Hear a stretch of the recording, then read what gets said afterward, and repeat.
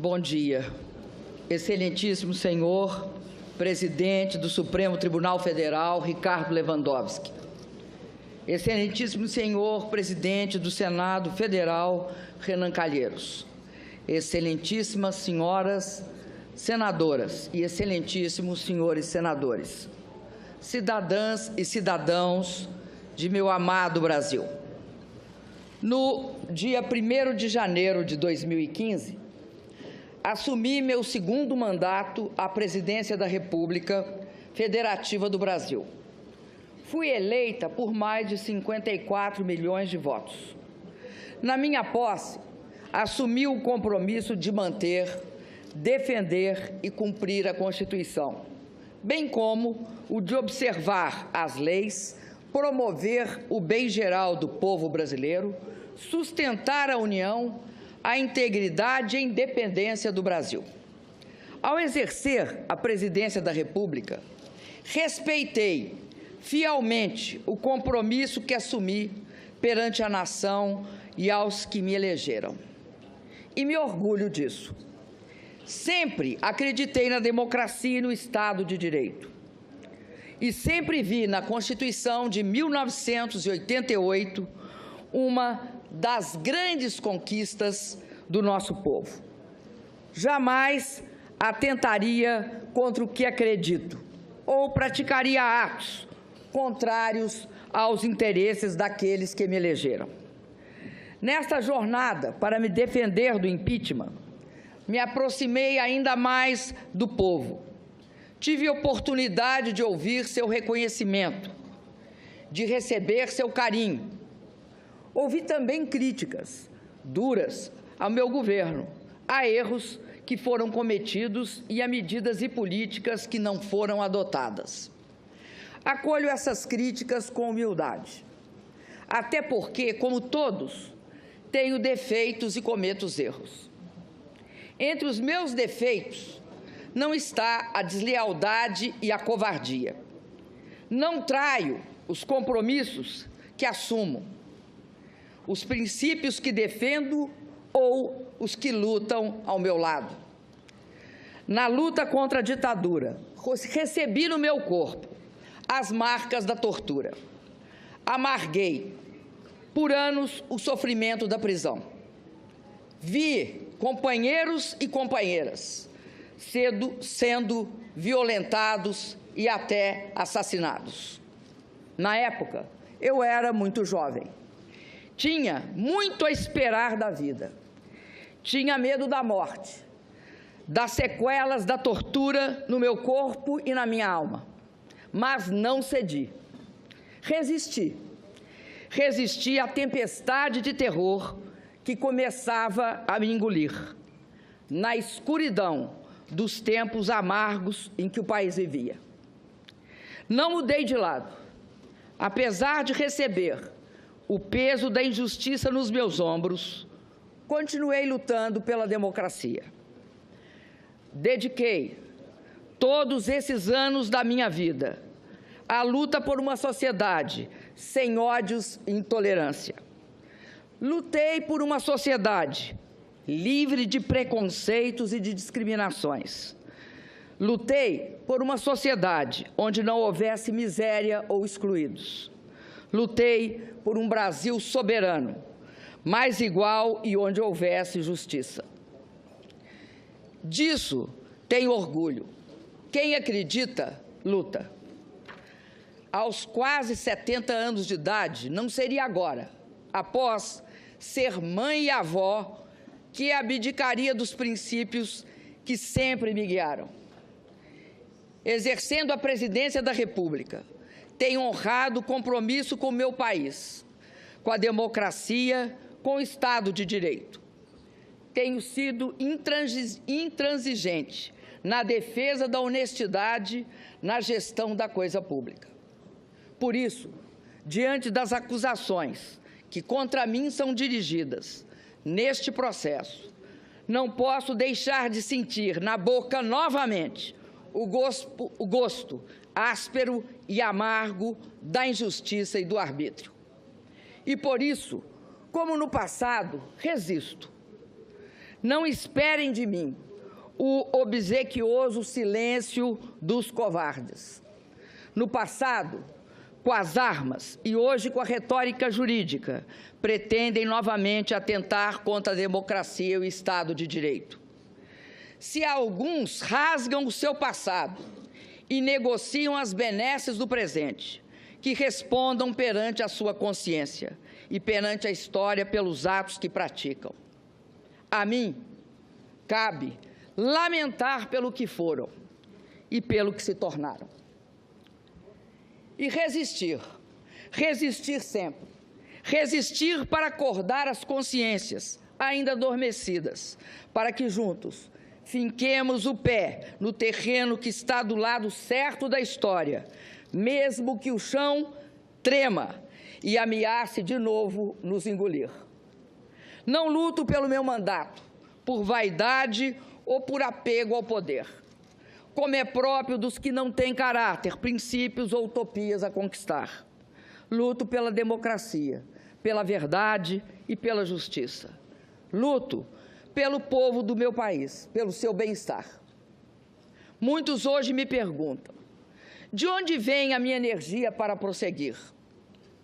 Vem do que acredito.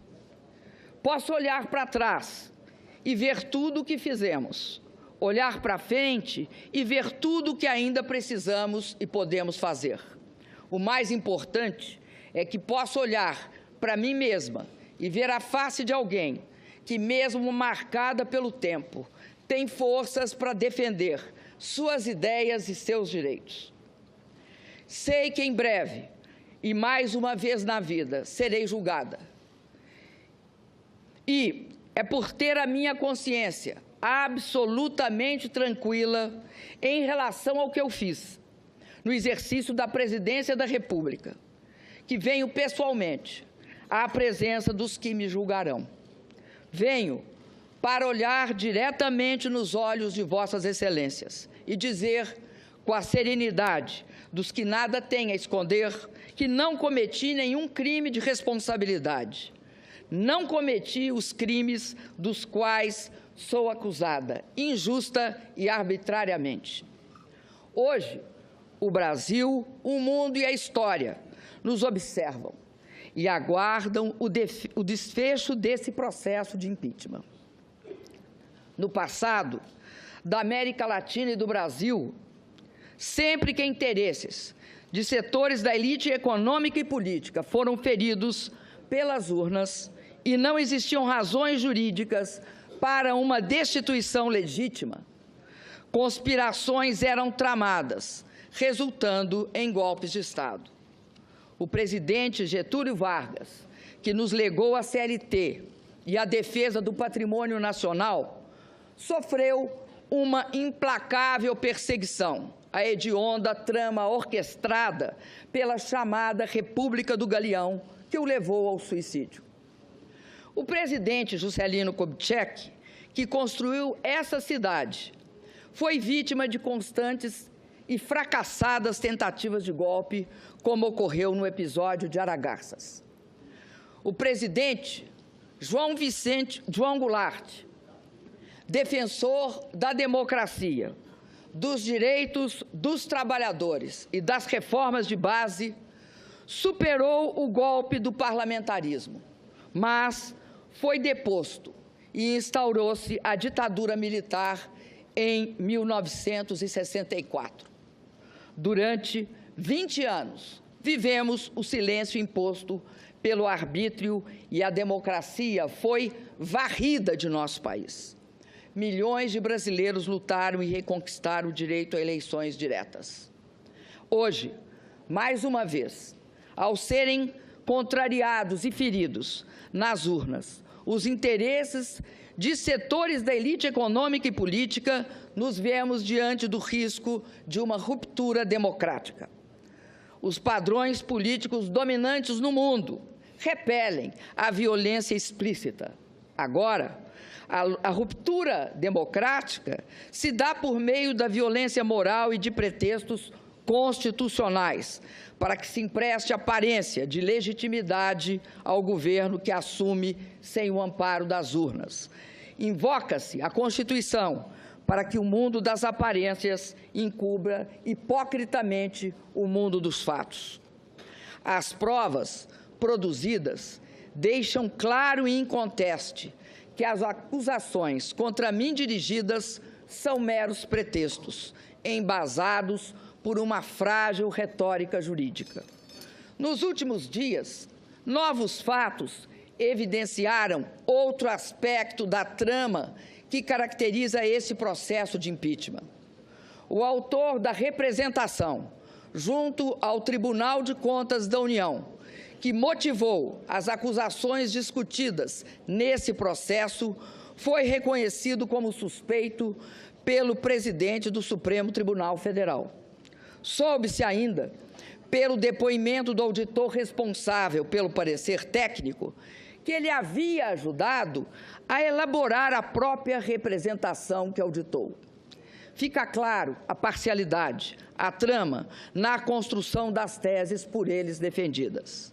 São pretextos, apenas pretextos para derrubar, por meio de um processo de impeachment, sem crime de responsabilidade, um governo legítimo, escolhido em eleição direta, com a participação de 110 milhões de brasileiros e brasileiras.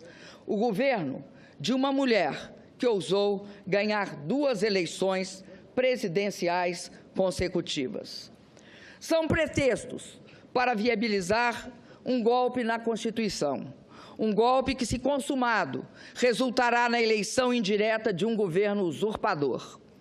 A eleição indireta de um governo que, já na sua interinidade, não tem mulheres comandando seus ministérios, quando o povo nas urnas escolheu uma mulher para comandar o país. Um governo que dispensa os negros na sua composição ministerial e já revelou um profundo desprezo pelo programa escolhido e aprovado pelo povo em 2014. Fui eleita presidenta por 54 milhões e meio de votos, para cumprir um programa cuja síntese está gravada nas palavras: nenhum direito a menos. O que está em jogo no processo do impeachment não é apenas o meu mandato. O que está em jogo é o respeito às urnas, à vontade soberana do povo brasileiro e à Constituição. O que está em jogo são as conquistas dos últimos 13 anos, os ganhos da população, das pessoas mais pobres e da classe média, a proteção às crianças, os jovens chegando às universidades e às escolas técnicas, a valorização do salário mínimo, os médicos atendendo a população, a realização do sonho da casa própria. O que está em jogo é um investimento em obras para garantir a convivência com a seca no semiárido. É a conclusão do sonhado e esperado projeto de integração do São Francisco. O que está em jogo é também a grande descoberta do Brasil, o pré-sal. O que está em jogo é a inserção soberana de nosso país no cenário internacional, pautada pela ética e pela busca de interesses comuns. O que está em jogo é a autoestima dos brasileiros e brasileiras, que resistiram aos ataques dos pessimistas de plantão, à capacidade do país de realizar com sucesso a Copa do Mundo e as Olimpíadas e as Paralimpíadas.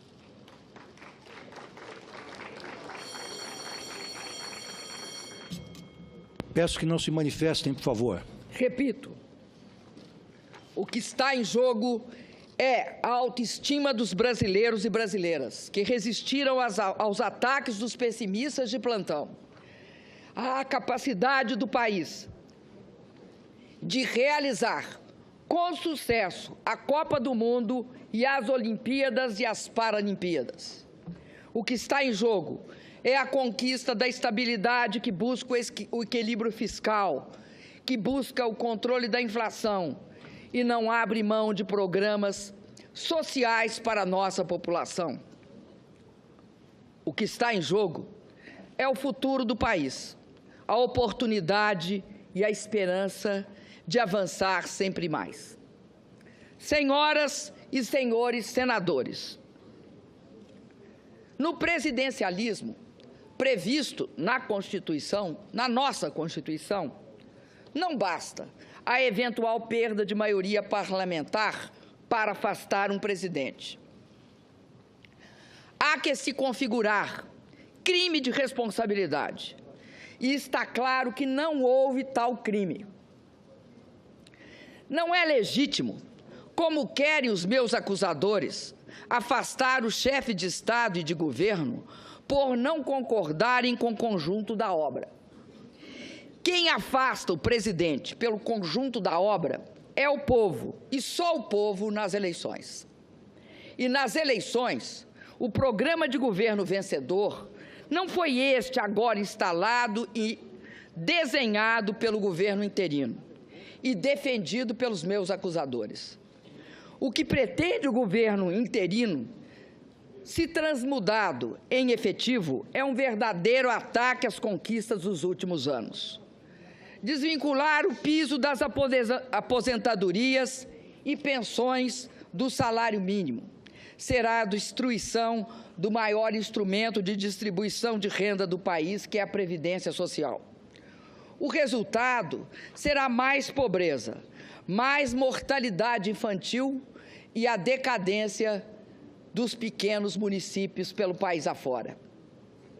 A revisão dos direitos e garantias sociais previstos na CLT e a proibição do saque do fundo de garantia na demissão do trabalhador são ameaças que pairam sobre a população brasileira, caso prospere o impeachment sem crime de responsabilidade. Conquistas importantes para as mulheres, os negros e as populações LGBT estarão comprometidas pela submissão a princípios ultraconservadores. O nosso patrimônio estará em questão, com os recursos e resultados do pré-sal, as riquezas naturais e minerárias, sendo fortemente ameaçadas e, em muitos casos, privatizadas. A ameaça mais assustadora desse processo de impeachment sem crime de responsabilidade é congelar, por inacreditáveis 20 anos, as despesas com saúde, educação, saneamento e habitação.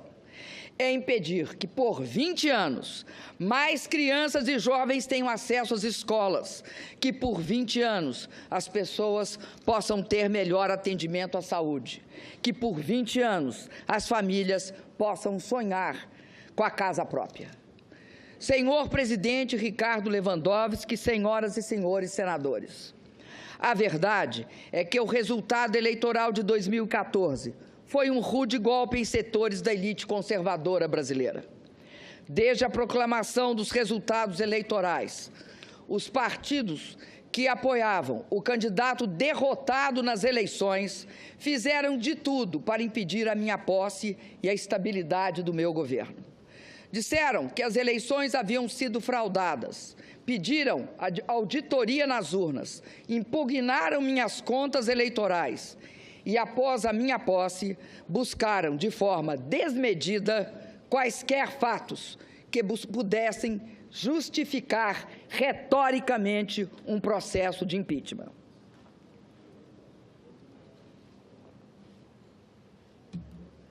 Como é próprio das elites conservadoras e autoritárias, não viam na vontade do povo o elemento legitimador de um governo. Queriam o poder a qualquer preço. Tudo fizeram para destabilizar a mim e ao meu governo. Só é possível compreender a gravidade da crise que assola o Brasil desde 2015, levando-se em consideração a instabilidade política aguda que, desde a minha eleição, tem caracterizado o ambiente em que ocorrem o investimento e a produção de bens e serviços. Não se procurou discutir e aprovar uma melhor proposta para o país. O que se pretendeu permanentemente foi a afirmação do quanto pior, melhor, na busca obsessiva de se desgastar o governo, pouco importando os resultados danosos desta desta questionável ação política para toda a população. A possibilidade de impeachment tornou-se assunto central da pauta política e jornalística, apenas 2 meses após minha reeleição, apesar da evidente improcedência dos motivos para justificar esse movimento radical. Nesse ambiente de turbulências e incertezas, o risco político permanente, provocado pelo ativismo de parcela considerável da oposição, acabou sendo um elemento central para a retração do investimento e para o aprofundamento da crise econômica. Deve ser também ressaltado que a busca de reequilíbrio fiscal, desde 2015, encontrou forte resistência na Câmara dos Deputados, à época presidida pelo deputado Eduardo Cunha. Os projetos enviados pelo governo foram rejeitados, parcial ou integralmente. Pautas bombas foram apresentadas e algumas aprovadas. As comissões permanentes da Câmara, em 2016, só funcionaram a partir do dia 5 de maio, ou seja, 1 semana antes da aceitação do processo de impeachment pela Comissão do Senado Federal. Os senhores e as senhoras senadores sabem que o funcionamento dessas comissões era e é absolutamente indispensável para a aprovação de matérias que interferem no cenário fiscal e possam encaminhar a saída para a crise. Foi criado, assim, o desejado ambiente de instabilidade política, propício à abertura do processo de impeachment sem crime de responsabilidade. Sem essas ações, o Brasil certamente estaria em uma situação melhor, política, econômica e fiscal do que está hoje. Muitos articularam e votaram contra propostas que durante toda a vida defenderam, sem pensar nas consequências que seus gestos trariam para o país e para o povo brasileiro. Queriam aproveitar a crise econômica, porque sabiam que assim que meu governo viesse a superá-la, sua aspiração de acesso ao poder haveria de ficar sepultada por mais um longo período. Mas, a bem da verdade, as forças oposicionistas somente conseguiram levar adiante o seu intento quando outra poderosa força política a eles se agregou. A força política dos que queriam evitar a continuidade da sangria de setores da classe política, motivada pelas investigações sobre a corrupção e o desvio do dinheiro público. É notório que durante o meu governo e o do presidente Lula foram dadas todas as condições para que as investigações fossem realizadas. Propusemos importantes leis que dotaram os órgãos competentes de condições para investigar e punir os culpados. Assegurei a autonomia do Ministério Público. Não permiti qualquer interferência política na atuação da Polícia Federal. Contrariei interesses. Por isso, paguei e pago um elevado preço pessoal pela postura que tive. Arquitetaram a minha destituição, independentemente da existência de quaisquer fatos que pudessem justificá-la perante a nossa Constituição. Encontraram, na pessoa do ex-presidente da Câmara dos Deputados, Eduardo Cunha, o vértice da sua aliança golpista. Articularam e viabilizaram a perda da maioria parlamentar do governo. Situações foram criadas com o apoio escancarado de setores da mídia para construir o clima político necessário para a desconstituição do resultado eleitoral de 2014. Todos sabem que este processo de impeachment foi aberto por uma chantagem explícita do ex-presidente da Câmara, Eduardo Cunha, como chegou a reconhecer em declarações à imprensa um dos próprios denunciantes. Exigia aquele parlamentar que eu intercedesse para que deputados do meu partido não votassem pela abertura do seu processo de cassação. Nunca aceitei na minha vida ameaças ou chantagens. Se não o fiz antes, não o faria na condição de presidenta da República. É fato, porém, que não ter me curvado a esta chantagem motivou o recebimento da denúncia por crime de responsabilidade e a abertura deste processo. Se eu tivesse me acompliciado com a improbidade e com o que há de pior na política brasileira, como muitos até hoje parecem não ter o menor pudor em fazê-lo, eu não correria o risco de ser condenada injustamente. Quem se acumplicia ao imoral e ao ilícito não tem respeitabilidade para governar o país.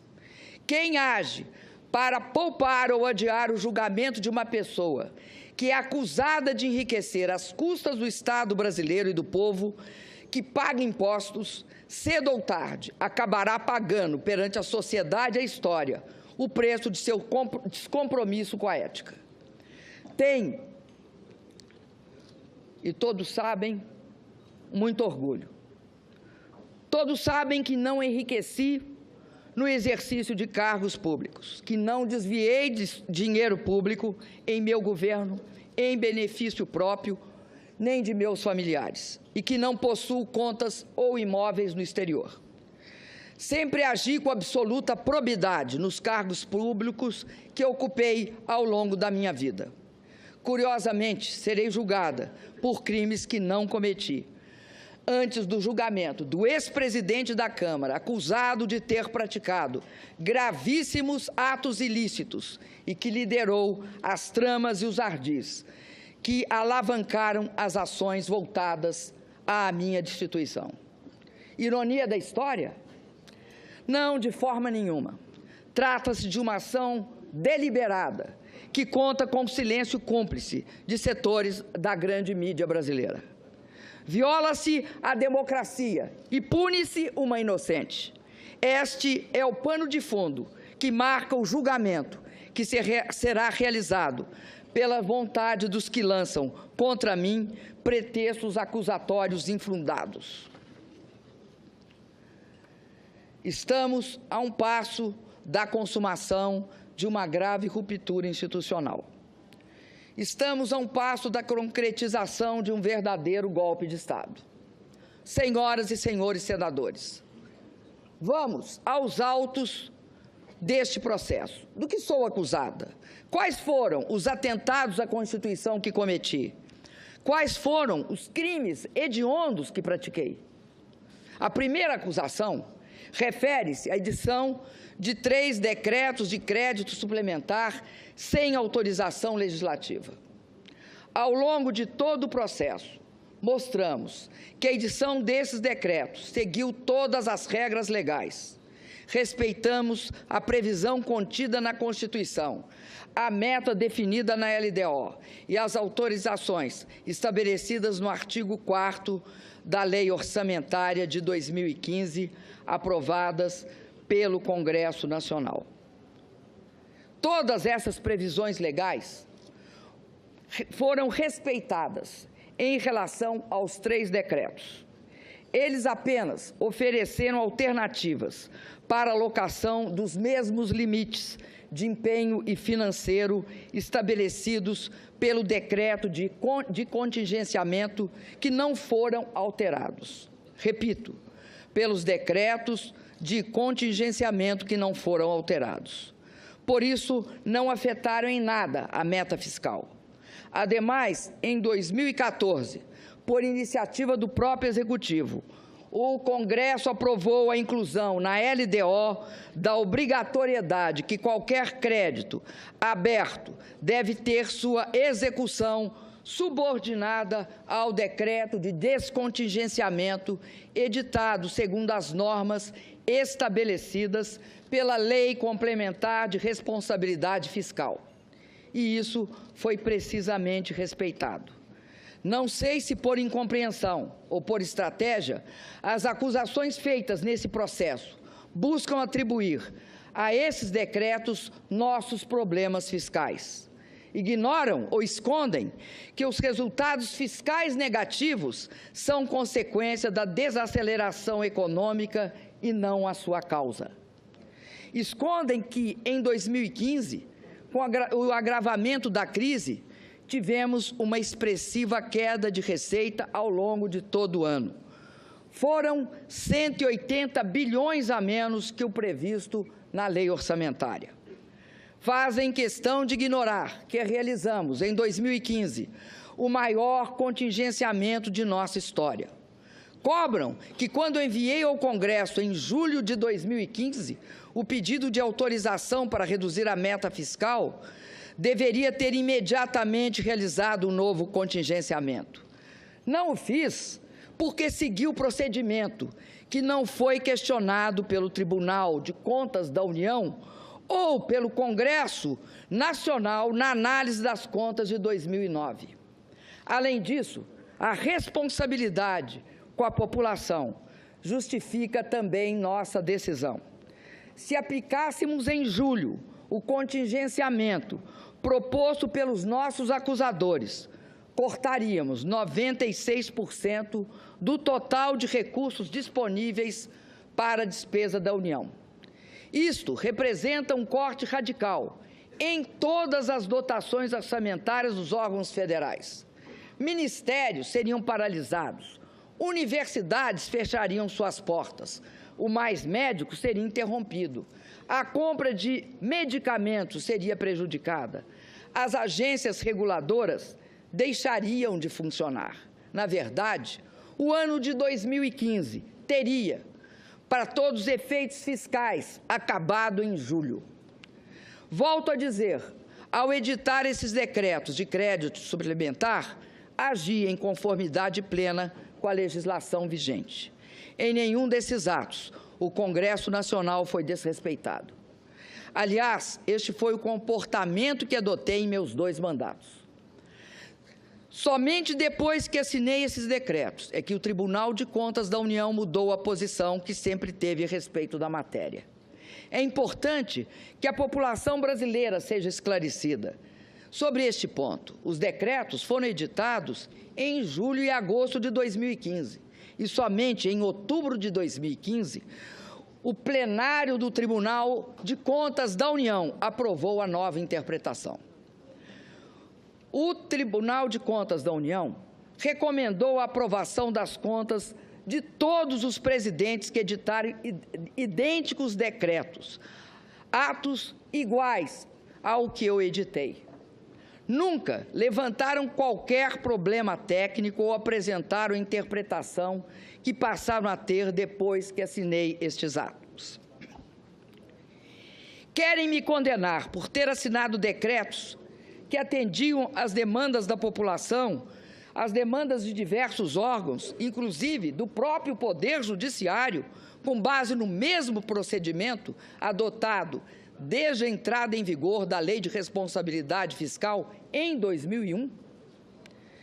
Por ter assinado decretos que, somados, não implicaram, como provado nos autos, em nenhum centavo de gastos a mais para prejudicar a meta fiscal? A segunda denúncia dirigida contra mim neste processo também é injusta e frágil.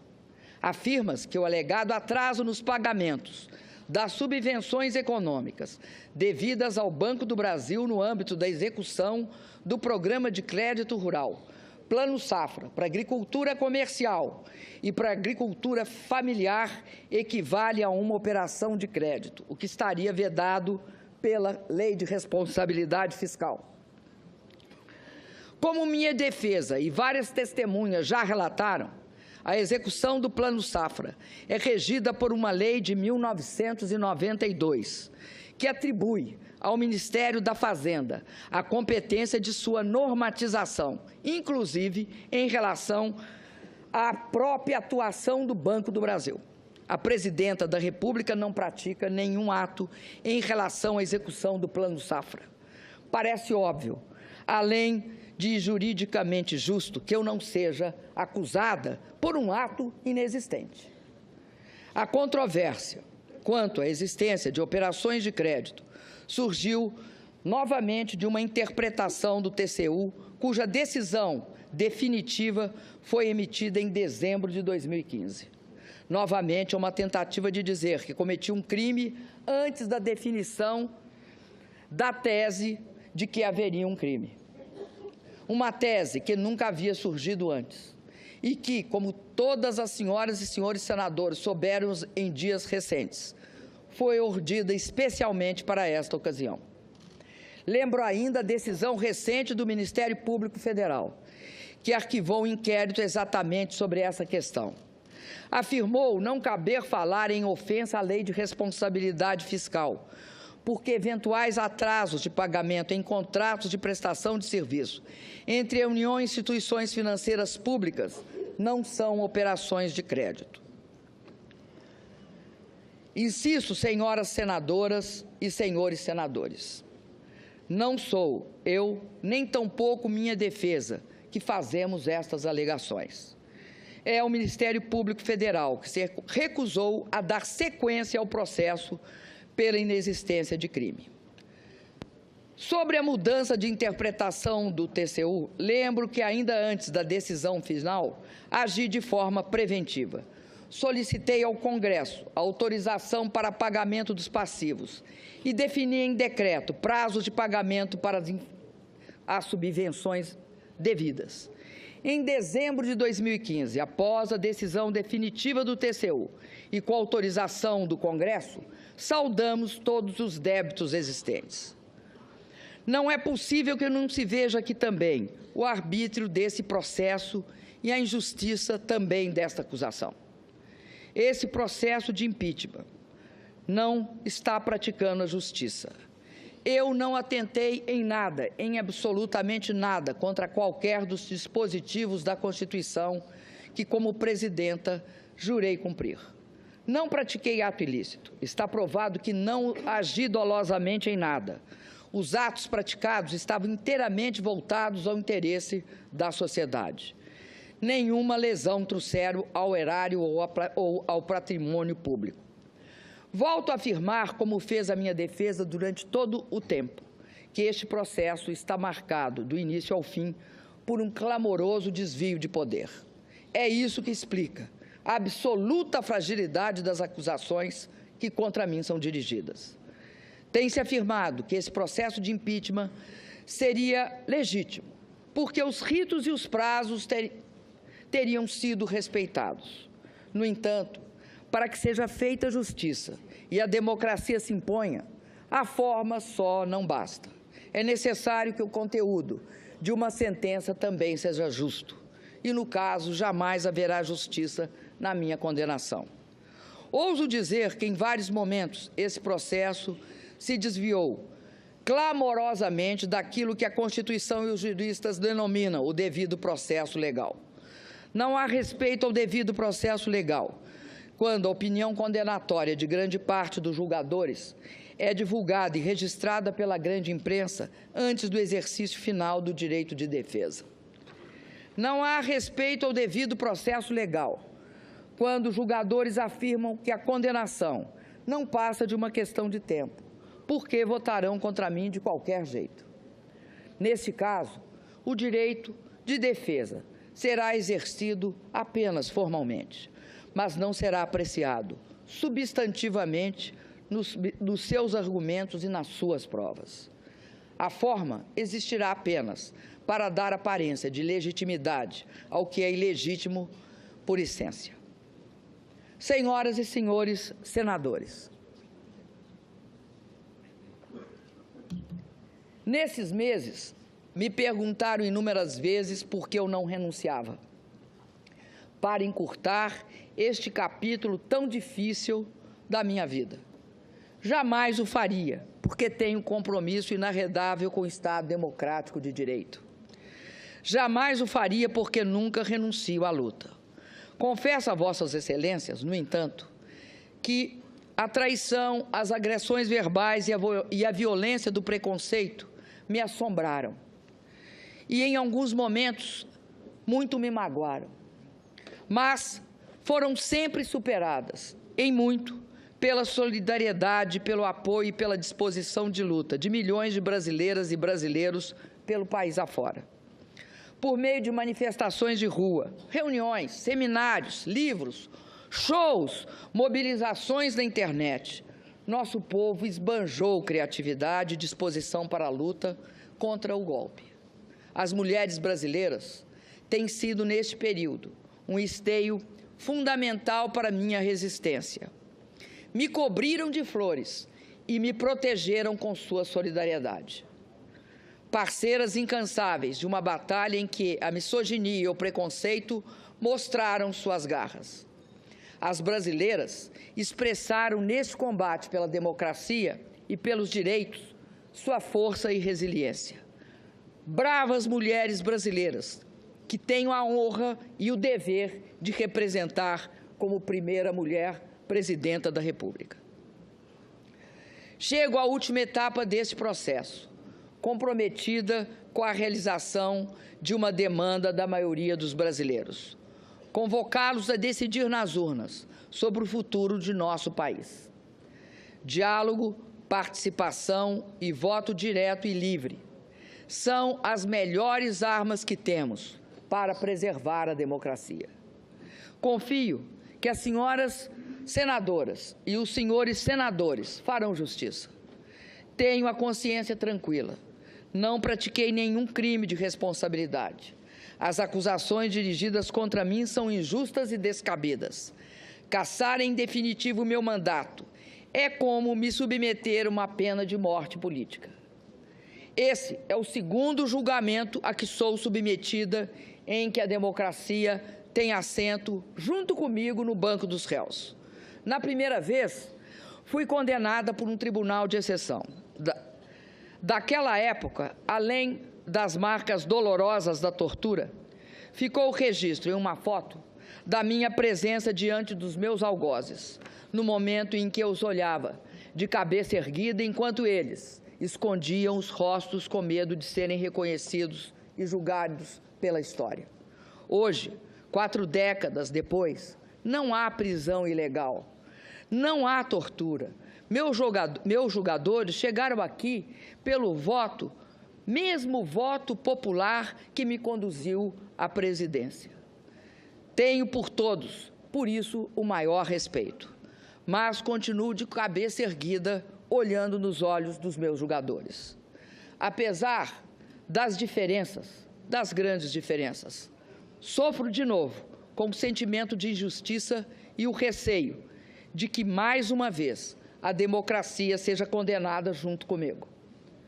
E não tenho dúvida que também, desta vez, todos nós seremos julgados pela história. Por 2 vezes, vi de perto a face da morte. Quando fui torturada por dias seguidos, submetida a sevícias que nos faziam duvidar da humanidade e do próprio sentido da vida. E quando uma doença grave e extremamente dolorosa poderia ter abreviado a minha existência. Hoje, eu só temo a morte da democracia, pela qual muitos de nós, aqui neste plenário, lutamos com o melhor dos nossos esforços. Reitero, respeito os meus julgadores. Não nutro rancor por aqueles que votarão pela minha destituição. Respeito e tenho muito apreço por aqueles que têm lutado bravamente pela minha absolvição, aos quais serei eternamente grata. Neste momento, quero me dirigir aos senadores, que mesmo sendo de oposição a mim e ao meu governo, estão indecisos. Lembrem-se que no regime presidencialista e sob a égide da nossa Constituição, uma condenação política exige obrigatoriamente a ocorrência de um crime de responsabilidade, cometido dolosamente e comprovado de forma cabal. Lembrem-se do terrível precedente que a decisão pode abrir para outros presidentes que virão, governadores e prefeitos, atuais e futuros. Condenar sem provas substantivas, condenar um inocente. É esse o precedente. Faço um apelo final a todos os senadores. Não aceitem um golpe que, em vez de solucionar, agravará a crise brasileira. Peço que façam justiça a uma presidente honesta, que jamais cometeu qualquer ato ilegal na vida pessoal ou nas funções públicas que exerceu. Votem sem ressentimento. O que cada senador sente por mim e o que nós sentimos uns pelos outros importa menos, neste momento, do que aquilo que todos nós sentimos pelo país e pelo povo brasileiro. Peço, votem contra o impeachment, votem pela democracia. Muito obrigada.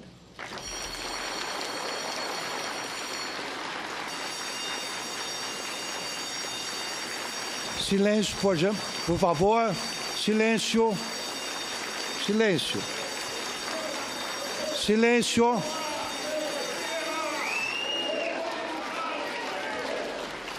Silêncio. Silêncio. Está suspensa a sessão.